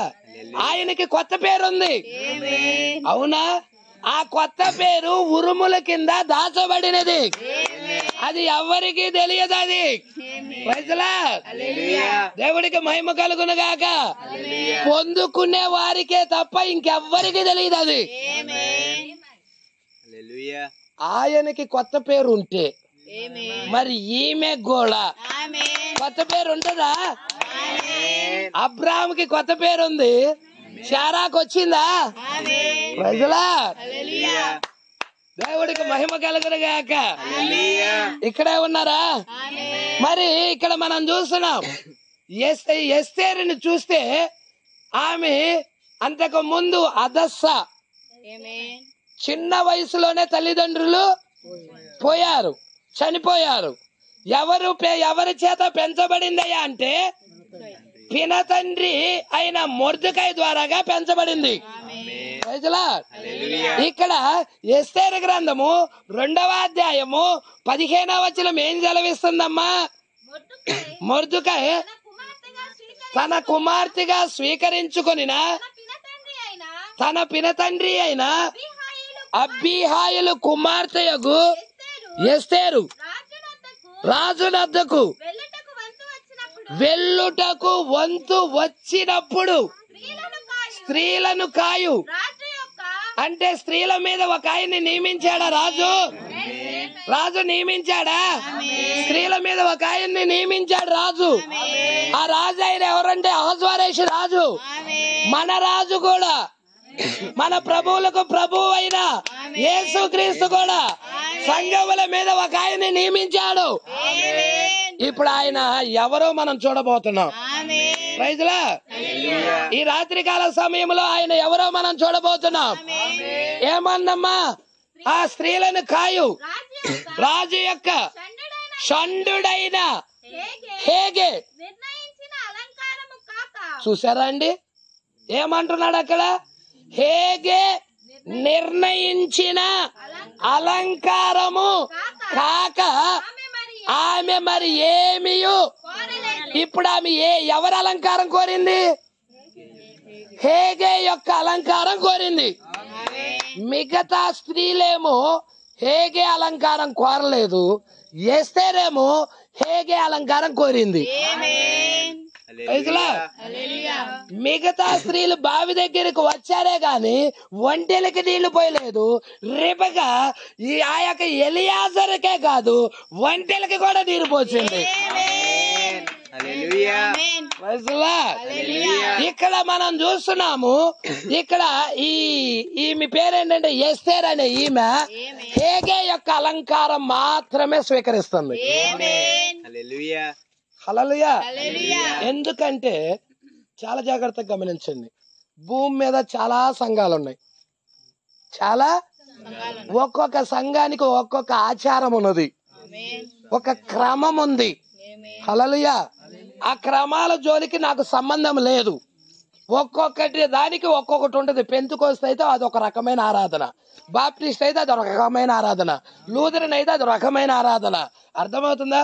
స్వాముల వారి మతం అయితే అదొక రకమైన ఆరాధన. అయితే వాళ్ళు భూమి మీద స్త్రీలు తమ ఇష్టాన్ని బట్టి అలంకరించుకుంటా ఉన్నారు. ఈ టైంలో యేసు ఏం చేశాడంటే ప్రజలా ఆయన దూతను పంపించాడు. ఎవరిని? ఆయన దూతను పంపించాడు. ప్రజల ఆ దూత తీసుకొచ్చిన వర్తమానాన్ని ఎవరు కోరుకుంటారయ్యా అంటే ఎస్తేరు ఎలా కోరిందో ఎత్తబడే సంఘం కోరిద్ది.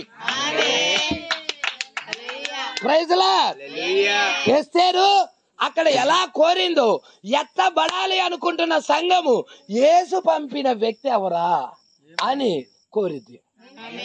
మీకు ఇంకొక లేఖనం వైపు తిప్పడానికి ఇష్టపడుతున్నా. అర్థమవుతుందా?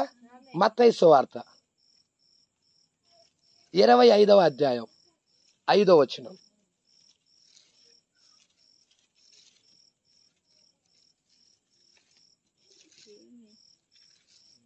మత్తయి సువార్త 25వ అధ్యాయం 5వ వచనం. పెండ్లి కుమారుడు ఆలస్యము చేయగా వారందరూ ఎవరు? వారు 10 మంది కన్యకలు. అవునా? అందరికి తెలుసు కదా 10 మంది కన్యకల గురించి. తెలియని వాళ్ళు అంటూ ఎవరు ఉండరు. 10 మంది కన్యకలు. అవునా? అందరూ కునికి నిద్రిస్తున్నారు. యేసుక్రీస్తు రెండో రాకడలో ఎలా వస్తున్నాడు? పెళ్లి కుమారుడిగా. ఎవరిని తీసుకెళ్ళటానికి? పెళ్లి కుమార్తెని, అంటే వధువుని తీసుకొని వెళ్ళటానికి, ఎత్తబాటులో తీసుకెళ్ళటానికి, గొర్రెపిల్ల భార్యని తీసుకెళ్ళటానికి. ఇప్పుడు పెండ్లి కుమారుడు ఆలస్యం చేయగా 10 మంది కన్యకలు కునికి. ఇక్కడే నా పాయింట్ ఉంది, జాగ్రత్త పట్టుకున్నా. అర్ధరాత్రి వేళ ఇదిగో పెండ్లి కుమారుడు అతనిని ఇది రెండవ రాకడ వర్తమానమా కాదా? నమ్ముచున్నారా? రెండో రాకడ వర్తమానం. మరి అర్ధరాత్రి వేళ ఇదిగో పెళ్లి కుమారుడు అతనిని. ఎవరు పెళ్లి కుమారుడు? ఎవరంటే యేసుక్రీస్తు. పెళ్లి కుమారుణ్ణి ఎదుర్కోటానికి రండి అని కేకలు వినబడ్డాయా? కేక వినబడిందా? ఒక్కటేగా, సింగులర్ పదమేగా కేక అంటే. ఎవరు వేశారు ఆ కేక?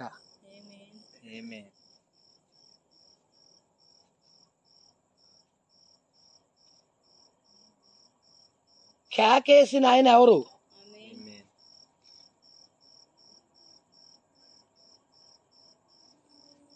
మనం ఎత్తబడాలా? ఎత్తబడాలంటే ఆ కేకేసిన ఆయన ఎవరో తెలియాలా వద్దా? ఎత్తబాటులో అంచునున్నాం. ఇంకా ఆ కేకేసిన వ్యక్తి ఎవరో కూడా తెలియటల్లా. అసలు ఆయన ఏం తీసుకొచ్చాడో వర్తమానం కూడా తెలియటల్లా. హేగే ఎటువంటి అలంకారం చెప్పాడో కూడా సంఘాలకు తెలియటల్లా. ప్రజలా సంగమా ఈ విషయం పట్టుకుంటున్నావా? కేకేసే ఒక వ్యక్తి ఉన్నాడా? ఉండాలా? అక్కడ కూడా చూసాం ప్రకటన 22:16లో యేసు అనే ఆయనే ఒక దూతను, ఒక ఆయన్నే. అక్కడ కూడా ఒక ఆయనే, ఇక్కడ కూడా కేకలు కాదు. హల్లెలూయా. ఎక్కడదే? ఎవరు ఆ కేక? ఎవరి దగ్గరికి వచ్చింది? ఆ కేక వేసింది ఎక్కడ? 10 మంది కన్యకలు, స్త్రీల దగ్గర. ఆ 10 మంది కన్యకలు, స్త్రీ అంటే సంఘం అయి ఉన్నది. 10 మంది కన్యకలు. అర్థమవుతుందా? హల్లెలూయా. ఇంతకు ఆయన ఎవరు? యేసు పంపిన ఆయన ఎవరు?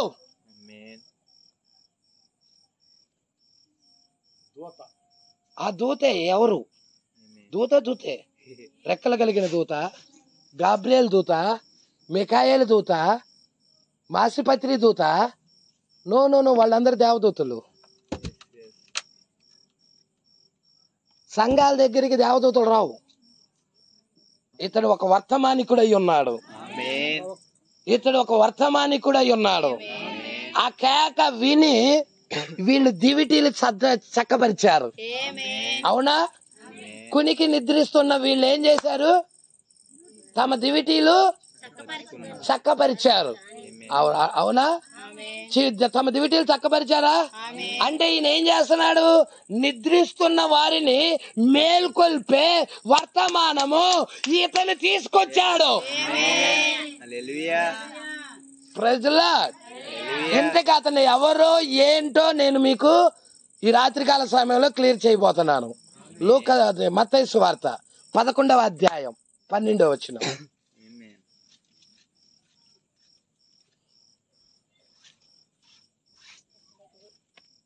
నా మాటలు ముగించబోతున్నాను. అమ్మా ఎన్నో వచ్చినావు? చదువమ్మా. ఇప్పటి వరకు పరలోక రాజ్యము బలాత్కారముగా పట్టబడుచున్నది. బలాత్కారులు దాన్ని ఆక్రమించుకొనుచున్నారు. యోహాను కాలము వరకు ప్రవక్తలందరూ ప్రవచించుచూ వచ్చిరి. ధర్మశాస్త్రము సహా ప్రవచించుచుండెను. ఈ సంగతిని అంగీకరించుటకు మీకు మనసుంటే. సంఘముతో మాట్లాడుతున్నాడు. ఎవరు మాట్లాడుతుంది? ఎవరు మాట్లాడుతున్న మాటలు అవి? మన ప్రభువు. మన ప్రభువు. మన ప్రభువు మాట్లాడుతున్న మాటలు. ఈ సంగతి మీకు అంగీకరించుటకు మీకు మనసు ఉంటే రాబోవు ఏలియా ఇతడే. ఏం చేయాలి? ఎవరు రావాలి? వచ్చాడా? మనకు తెలిసి మొదటి రాకడలో ఏలియా వచ్చాడు. మొదటి రాకడలో ఏలియా ఎక్కడొచ్చాడు పాస్టర్ గారు అంటారా? మొదటి రాకడలో వచ్చింది బాప్తిజం ఇచ్చి యోహాను. అవునా? ఈ బాప్తిజం ఇచ్చి యోహాను మీద ఉన్న ఆత్మ ఏలియా ఆత్మ. ఏంటది? ఎక్కడుంది లేఖనం? లూకా 1:9. లూకా సువార్త 1వ అధ్యాయం 9వ వచనం.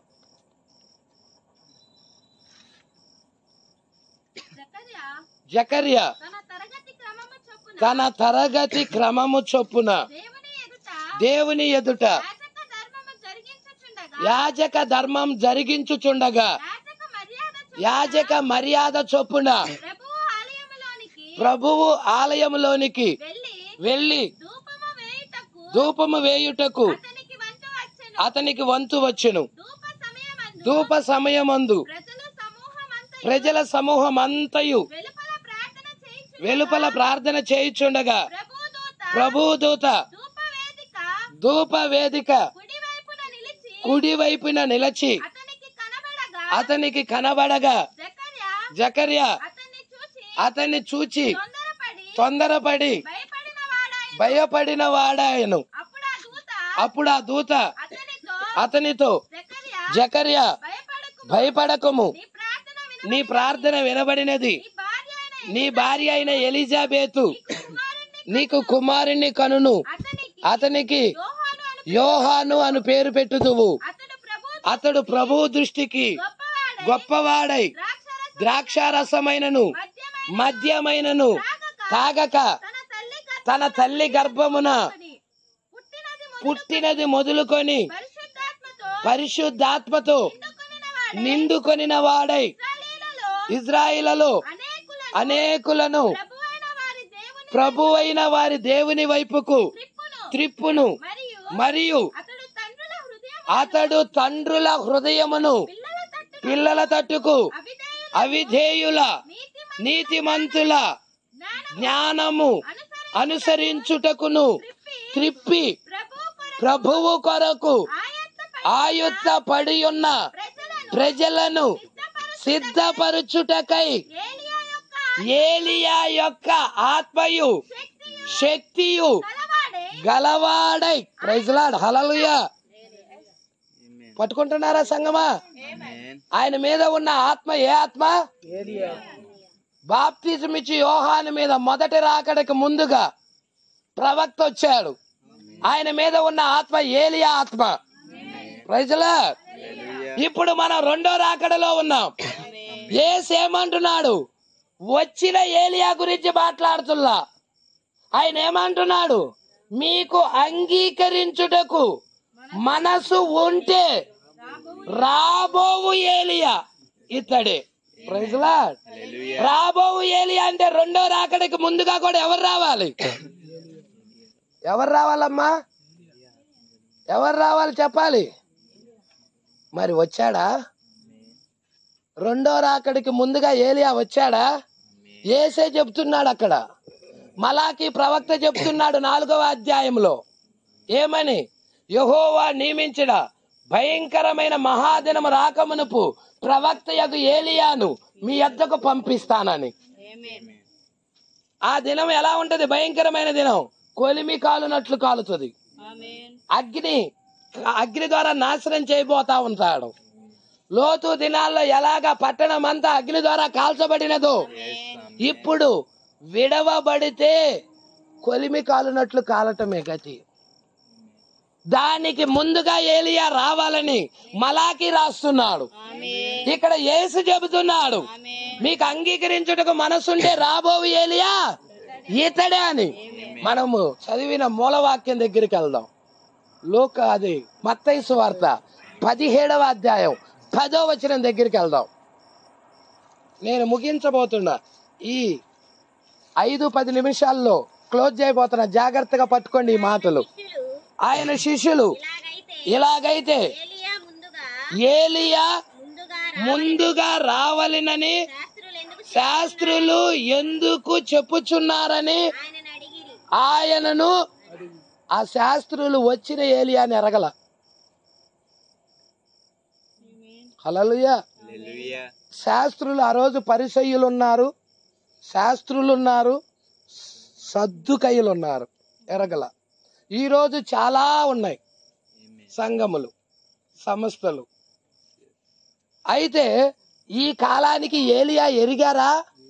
యేసు పంపిన వచ్చిన ఆయన ఎరిగారా? ఎరగల. Praise lord. ఆ రోజు శాస్త్రులు ఎరగల. వచ్చాడు గాని వాళ్ళ మధ్య ఏలియా ఉన్నాడు గాని వాళ్ళు గుర్తించల. Praise lord. అందుకే అంటున్నాడు చూడండి. అందుకైన ఏలియా వచ్చి సమస్తాన్ని చక్కబెట్టునను మాట నిజమే. అయినను ఏలియా ఇదివరకే వచ్చును. అంటే ఇదివరకు వచ్చిన ఏలియా ఒక ఆయన ఉన్నాడు. ఆయన ఎవరంటే మొదట రాకడికి ముందుగా పంపించబడిన ఏలియా. సమస్తాన్ని చక్కబెట్టే ఏలియా ఒక ఆయన ఉన్నాడు. ఆయన ఎవరంటే రెండవ రాకడికి ముందుగా వచ్చిన ఏలియా. ఏమేం చక్కబెట్టాలి? ఆయన సమస్తాన్ని, బాప్తిజాన్ని చక్కబెట్టాలి, ప్రభురాత్రి భోజనాన్ని చక్కబెట్టాలి, వాక్యాన్ని, దైవత్వాన్ని చక్కబెట్టాలి. అన్ని కూడా పాడైపోయినాయి, వాక్యం నుండి తొలగిపోయినాయి. ఏలియా వచ్చి తిరిగి మరలా వాక్యం వైపుకి తిప్పాలి. దేవుడు ఒక్కడన్న విశ్వాసం వైపుకి తిప్పాలి. దేవుడు త్రియేక దేవుడు కాదు, దేవుడు ఒకే ఒక్క దేవుడు అన్న ఆ నినాదం వైపుకి తిప్పాలి. బాప్తిజం కూడా ఒక్కటే, విశ్వాసము ఒక్కటే, ప్రభు ఒక్కడే, దేవుడు ఒక్కడే అన్న విశ్వాసం వైపుకి తిప్పాలి. సంగమా పట్టుకుంటున్నారా? ఇక్కడ మీరు చూసినట్లయితే హల్లెలూయా, ఇక్కడ కనుక మనం చూసినట్లయితే చివరి కాలంలో ఏలియా వచ్చి సమస్తాన్ని చక్కబెట్టాలి. అదేనమ్మా ఉంది. ఏలియా వచ్చి అంటే ఏం చక్కబెట్టాలి? సమస్తము అంటే బైబుల్ నుండి తొలగిపోయిన అన్ని కూడా తిరిగి మరలా ఈయన క్రమపరుస్తూ చక్కపరుస్తూ రావాలి. మనకి బాప్తిజము తొలగిపోయింది. 325 నైసియా కౌన్సిల్ దగ్గర బాప్తిజ కార్యక్రమం అనేది తొలగిపోయింది. ప్రజలా మనమందరము కూడా త్రోవ తప్పిపోయాం. హల్లెలూయా. మత్తయి సువార్త 28వ అధ్యాయము 19వ వచనము ప్రకారముగా మనమందరం బాప్తిజం తీసుకుంటున్నాం కదా? అవునా కాదా? అవును. హల్లెలూయా. ఎలా తీసుకుంటున్నామండి? చదువుదాం. కాబట్టి మీరు వెళ్ళి సమస్త జనులను శిష్యులుగా చేయుడి. తండ్రి యొక్కయు కుమారుని యొక్కయు పరిశుద్ధాత్మ యొక్కయు దేనిలోనికి? నామము. అండర్లైన్ చేయండి. నామములు అన్నాడా? నామము అనేది సింగులర్ పదమేనా? సింగులర్, ఒకటే. హల్లెలూయా. అంటే తండ్రికి కుమారుడికి పరిశుద్ధాత్మకి ఈ మూడిటికి కలిపి ఒకే పేరుంది, ఒకే నామం ఉంది. ఆ నామంలోకి ఇవ్వమని యేసు చెప్పాడు. ఇంతకీ మూడిటికి కలిపి ఉన్న నామము ఏంటి?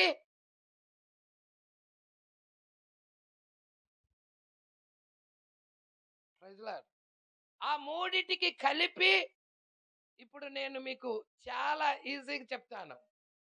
నేనున్నాను. మా నాన్నగారికి పుట్టినప్పుడు మా తల్లిదండ్రుల కలయిక ద్వారాగా నేను జన్మించినప్పుడు నేనేమవుతాను? కుమారుడినవుతాను. అవునా? నాకు వయసు వచ్చిన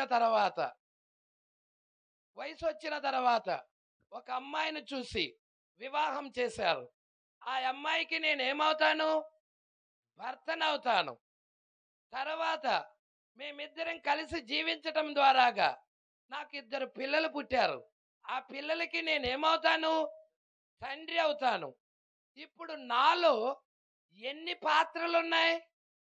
తండ్రి పాత్ర నాలోనే ఉన్నది, భర్త పాత్ర నాలోనే ఉన్నది, కుమారుడు పాత్ర నాలోనే ఉన్నది. అవునా కాదా? అయితే ఇవి ఏవి కూడా నామాలు కావు, పేర్లు కావు. నా పేరు కుమారుడు, భర్త, తండ్రి అని పిలుస్తారా? అలా పిలుస్తారా? పిలవరు. యేసయ్య ఏమన్నాడు? తండ్రి యొక్కయు కుమారుని యొక్కయు పరిశుద్ధాత్మ యొక్కయు నామము అంటే పేరు. పేరులోకి బాప్తిజం ఇమ్మన్నాడు. ఈరోజు మనం పేరు లేని బాప్తిజం ఇచ్చొస్తున్నాం. నామంలోకి బాప్తిజం. మొట్టమొదటి సంఘం పెంతుకోస్తు అనే పండుగ దినాన 120 మంది మేడగదిలో కనిపెట్టి ప్రార్థిస్తున్నప్పుడు పరిశుద్ధాత్మను పొందిన ఆ సంఘం ప్రజలా పెంతుకోస్తు అనే పండుగ దినాన ఆ యెరూషలేం దగ్గర పేతురు నిలబడి మాట్లాడుతున్నాడు. ఆ మాట్లాడుతున్నప్పుడు అక్కడున్న క్రైస్తవ సమూహం అంతా దాన్ని వింటూ అయ్యలారా మేమేం చెయ్యాలని అడిగారు. అలాగైతే మేమేం చెయ్యాలన్నారు? మారు మనసు పొంది ప్రతివాడు యేసుక్రీస్తు నామమున బాప్తిజం పొందండి అని చెప్పాడు. అక్కడ నామం వచ్చేసింది, దేవుడి నామం వచ్చేసింది. ఏంటది? ప్రభువైన యేసుక్రీస్తు. ఆ యేసుక్రీస్తు నామములో 3000 మంది బాప్తిజం తీసుకున్నారు. ఇది నీ బైబిల్లో ఉన్న మాటలా కాదా? బైబిల్లో ఉన్నదే అది. 3000 మంది. మొట్టమొదటి సంఘం 3000 మంది బాప్తిజం తీసుకుంది అక్కడ. ఈరోజు మన బాప్తిజాలు దానితో కలవటం లేదు.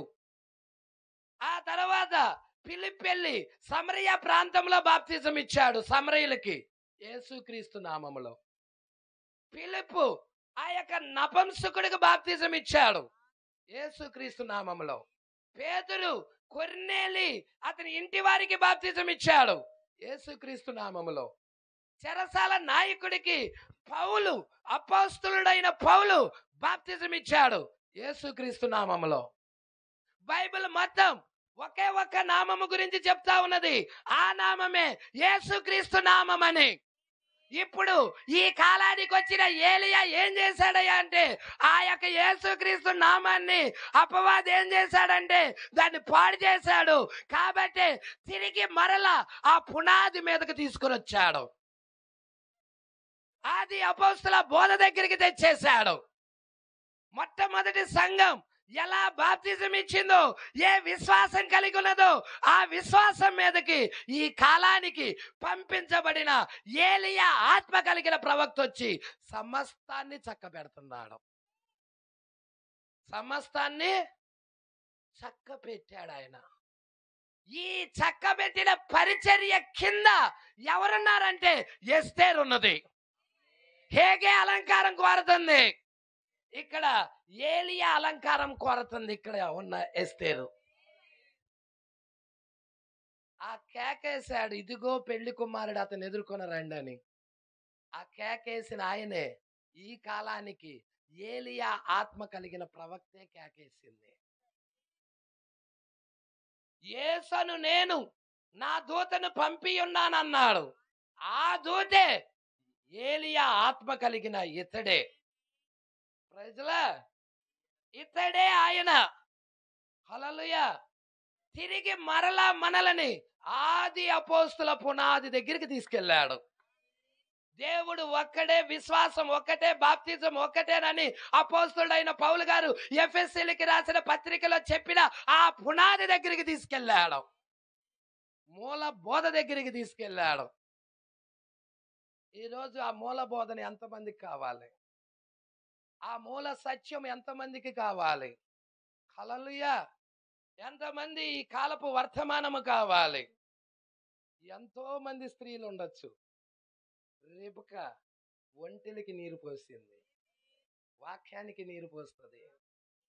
ఎస్తేరు హేగే అలంకారం కోరుకున్నది.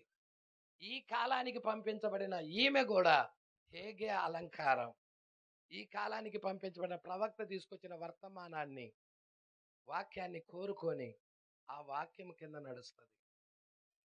ప్రభు రాత్రి భోజనం ఇచ్చారు వాళ్ళు, రాత్రి పూట తీసుకొచ్చారు. ఎందుకంటే పాత నిబంధనలో పస్కాని రేత్రి చేశారు. ఎప్పుడు చేశారండి పాత నిబంధనలో పస్కా? రేత్రే కాదా? పస్కా పశువుగా ఎవరు వధించబడ్డారంటే ప్రభు అయిన యేసుక్రీస్తు. అక్కడ నీడలో రేత్రి చేశారు. నిజ రూపంలో కూడా మనము దాన్ని రేత్రే చేయాలని పౌలు గారు దాన్ని క్రమపరిచారు. ఈ కాల ప్రవక్త కూడా వచ్చి రేత్రే తీసుకొచ్చాడు. Praise lord. చక్కపరిచే పరిచర్య. హల్లెలూయా. మన దేవుడు త్రియేక దేవుడు కాదు, మన దేవుడు ఒకే ఒక్క దేవుడని పాత నిబంధనలో ఉన్న యెహోవాయే కొత్త నిబంధనలో వచ్చిన యేసుక్రీస్తు అని, ఆయనే పరిశుద్ధాత్ముడుగా మన మధ్య సంచరిస్తున్న ఆయనని బోధించాడు. బైబిల్లో ఉన్న బోధన తీసుకొచ్చారు. యేసే క్రీస్తని. మరి ఆది అపోస్తుల బోధ యేసే క్రీస్తని ప్రకటించటం. మరి ఈ విశ్వాసం మీద వధువు కట్టబడితే ఎత్తబడుతుంది. ఈ కాలానికి మనుష్య కుమారుడిగా ఆయన వచ్చినప్పుడు ఏలియా భూమి మీద ఉండి ఆయన ఏం చేస్తున్నాడంటే ప్రజలని వాక్యము వైపుకు తిప్పుతున్నాడు. ఎవరైతే తొలగిపోయారో వాక్యము నుండి, ఎవరైతే వాక్యము నుండి దూరంగా వెళ్ళిపోయారో వారిని తిరిగి మరలా వాక్యము యొద్దకు తెస్తున్నాడు. మరి ఈరోజు ఎంతమంది వాక్యం యొద్దకు రావడానికి ఇష్టపడుచున్నా? ఎంతమంది ఆయన చిత్తాన్ని జరిగించడానికి ఇష్టపడుచున్నా? దేవుడు మాటలు దీవించి ఆశీర్వదించునుగాక. ఇలాంటి వర్తమానాలు మీకు మరిన్ని అందుబాటులో ఉండాలంటే ఈ ఛానల్ని సబ్స్క్రైబ్ చేయండి. ఇంకా ఈ ఛానల్ని సబ్స్క్రైబ్ చేసుకుని వారు ఉన్నట్లయితే ఈ వీడియోలో చూపించిన విధంగా సబ్స్క్రైబ్ చేసుకోనండి. ఆమేన్.